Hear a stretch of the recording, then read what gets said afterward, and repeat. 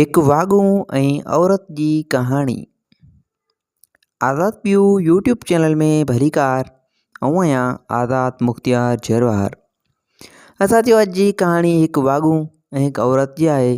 कहाणी इंतहाई दिलचस्प ऐं सबक आमूद आहे त कहाणी मुकमल ज़रूरु ॿुधिजो।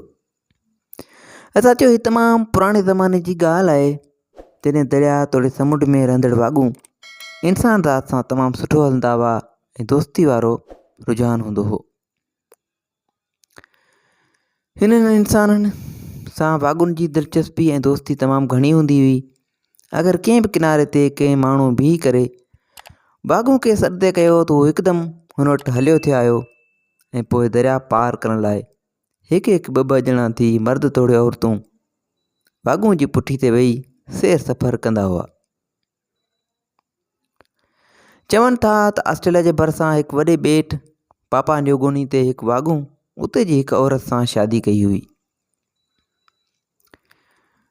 हुन वाॻू खे उन औरत मां के ॿार बि थिया हुआ। वाॻू खे पंहिंजी ज़ाल ऐं ॿारनि सां तमामु घणी मोहबत पूर्ण हूंदी हुई। वाॻू जी औरत सां शादी थी ॿचिड़ा बि थी विया। वक़्तु गुज़रंदो वियो। हिकु ॾींहुं छा थियो जो वाॻू पंहिंजी ज़ाल ऐं ॿारनि खे पंहिंजी पुठी ते विहारे दरिया जे ॿिए पार ॾे वेंदे ज़ाल खे चयो, ऐं मुंहिंजी प्यारी ज़ाल, तूं भले पंहिंजे माइटनि सां मिली अचु, पंहिंजे माउ पीउ जे घर माइटनि जे घर वञु, ॿारनि खे बि भली नानाणनि सां मिलाए अचु, पर इहो ज़रूरु यादि कजांइ त 2 ॾींहंनि खां पोइ मोटी अचिजांइ ऐं किनारे ते बीह मूंखे सॾु ॾिजांइ। किनारे ते बीह मूंखे सॾु कजांइ त तोखे वापसि वठी वेंदसि, पर यादि रखजांइ 2 ॾींहंनि खां वधीक हरगिज़ बि उते न तरसजांइ।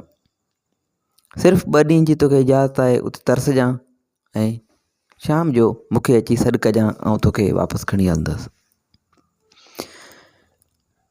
ज़ाल वाॻू जी ज़ाल सामान जी हड़ ऐं ॿार खणी पंहिंजे माउ पीउ जे घर रवानी थी वई ऐं मुड़ुस खे चयाईं त हाओ वाॻू, ऐं ॿिए ॾींहुं वरी ईंदसि। जॾहिं वाॻू जी ज़ाल उहा औरत पंहिंजे माइटनि में पहुती त पंहिंजे माउ पीउ भाइरनि भेनरनि ऐं ॿियनि मिट माइटनि सां मिलणु ऐं दावतूं खाइण में एतिरो त मशगूल थी वई जो 2 ॾींहं त ठहियो, पर ज़िंदगी जा ॾींहं 1 ॾींहुं 2 ॾींहं 3 ॾींहं ख़्वाब वांगुरु गुज़रंदा विया। झटि 2 खां 3 ॾींहं गुज़री विया। 3 ॾींहुं शाम धारे अची ॾींहुं ख़तमु थियो। शाम धारे अची ज़ाल खे यादगिरी पई त वाॻू मुंहिंजे इंतज़ार में हूंदो। पोइ त परेशान थी पई ऐं संभरणु लॻी। होॾां वाॻू पंहिंजी ज़ाल ऐं ॿारनि जे इंतज़ार में परेशान थींदो रहियो। आख़िरकार वाॻू जी ज़ाल चौथे ॾींहुं अची दरिया जे किनारे ते पहुती। चौथे ॾींहुं संदसि ज़ाल ऐं ॿार दरिया जे किनारे ते पहुची पंहिंजे मुड़ुसु वाॻू खे सॾु कयो।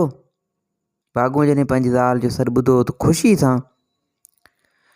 ख़ुशी सां तकिड़ो तकिड़ो अचण जे बदिरां आहिस्ता आहिस्ता सुरंदो सुरंदो हुन जे अॻियां अची बीठो।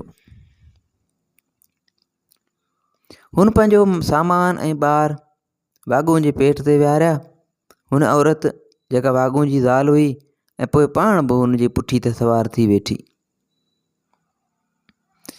पोइ वाॻू आहिस्ता आहिस्ता दरिया उकरण लाइ अॻिते रिढ़णु लॻो। इन दौरान वाॻू कावड़ मां पंहिंजी ज़ाल सां ठुप न ॻाल्हायो ऐं अॻिते रिढ़णु लॻो। ऐं जॾहिं दरिया जे विच ते अची पहुतो जिते तमामु घणो पाणी हो, ऊन्हो पाणी हो, वाॻू तरणु बंदि करे छॾियो। वाॻू तरणु बंदि करे औरत खे चयो त ए मुंहिंजी ज़ाल, तोखे मूं जेतिरा ॾींहं रहण लाइ चयो हो तूं उनखां वधीक रही, तो मुंहिंजो चवणु न मञियो आहे।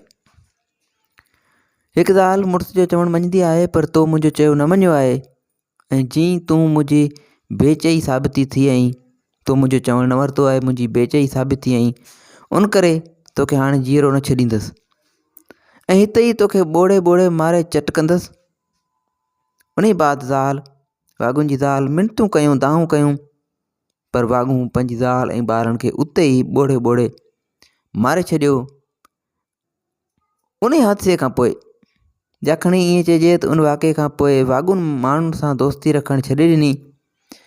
हाणे उन ॾींहं खां पोइ माण्हू वाॻुनि खां डिॼनि था ऐं वाॻू इंसान ज़ात जा दुश्मन थी पिया आहिनि। साथियो, हिन कहाणी जो मक़सदु उमेदु आहे तव्हांखे सम्झ में अची वियो हूंदो। त अॼुकल्ह दोखो दगा आम जाम थी चुको आहे। हीउ वाॻूं ऐं औरत जी कहाणी असां किताब ॾाही झिरकी मां तव्हां ताईं पहुचायो। हिन क़िस्म जूं वधीक कहाणियूं किस्सा ॿुधण जे लाइ असांजे यूट्यूब चैनल खे सब्सक्राइब कंदा ऐं दुआनि में यादि रखिजो। अल्लाह हाफ़िज़।